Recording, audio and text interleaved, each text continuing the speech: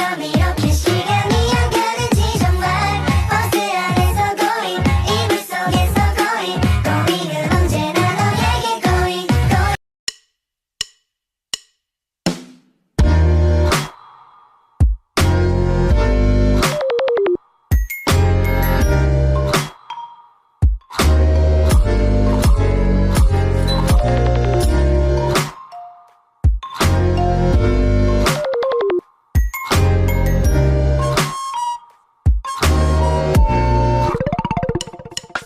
Yang setia, selamat datang di podcast saya pada hari ini.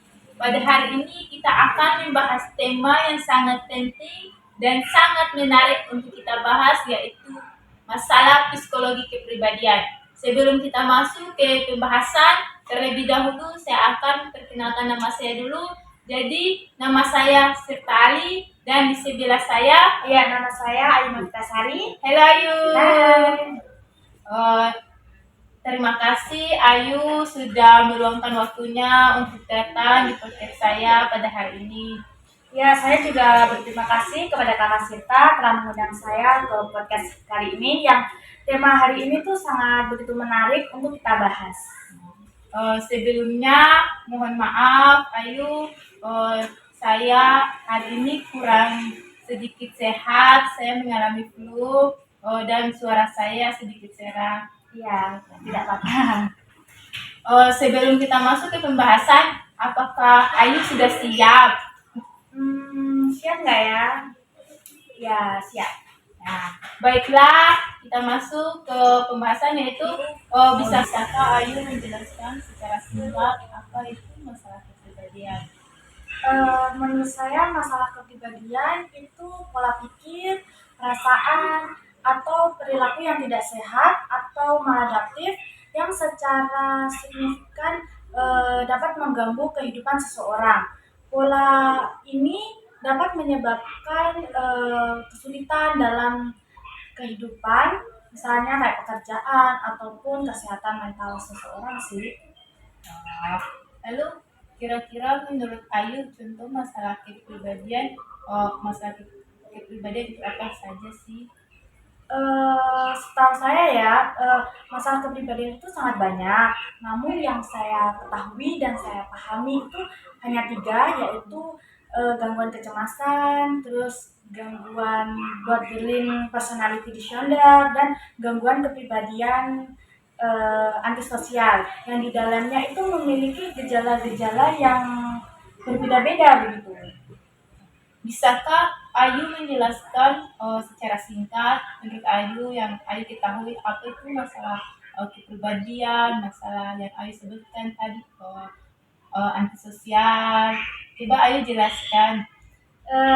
Ya, yang pertama itu gangguan kecemasan ya. Ya. Gangguan kecemasan itu seperti gangguan mental yang gangguan mental yang secara berlebihan. Misalnya itu kayak besok kita dihadapkan dengan ujian, lalu malamnya itu kita kayak merasa cemas gitu, kayak aduh besok gimana ya, aduh pertanyaannya gimana ya gitu. Jadi dia merasa kayak dia tuh cemas gitu secara berlebihan gitu. Bagaimana cara kita mengetahui bahwa seseorang itu mengalami tanda-tanda gangguan kecemasan? Ya, untuk mengetahui tanda-tanda kecemasan yaitu yang pertama dia itu merasa khawatir atau resah, lalu susah tidur atau tidak berkonsentrasi, lalu mudah marah, lalu kayak mudah pusing, terus mudah lelah, maupun tubuhnya itu mudah untuk gemetar begitu. Lalu apa yang menyebabkan seseorang bisa mengalami gangguan kecemasan? Seseorang bisa mengalami gangguan kecemasan itu ada 3, yaitu genetik, lingkungan maupun trauma. Genetik itu bisa berupa dari bawaan dari lahir, dari gen dari ayah maupun dari ibu. Lalu kalau lingkungan itu ya lingkungan masyarakat lah ya. Lalu kalau trauma itu seperti dia pernah melakukan sesuatu di masa kecil yang membuat dia itu merasa sangat trauma gitu, yang menyebabkan dia merasa merasa trauma dan mengakibatkan dia itu mengalami gangguan kecemasan secara berlebihan.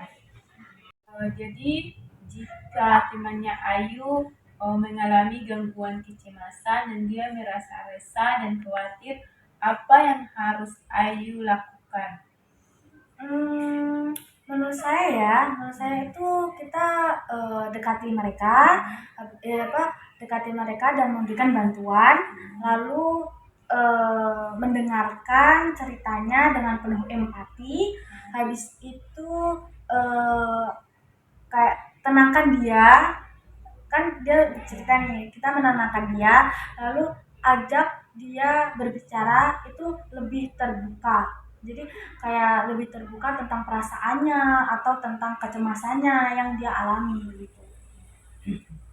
Jadi di sini saya akan menyinggung sedikit tentang apa yang Ayu sampaikan tadi mengenai borderline personality disorder, gangguan kepribadian antisosial.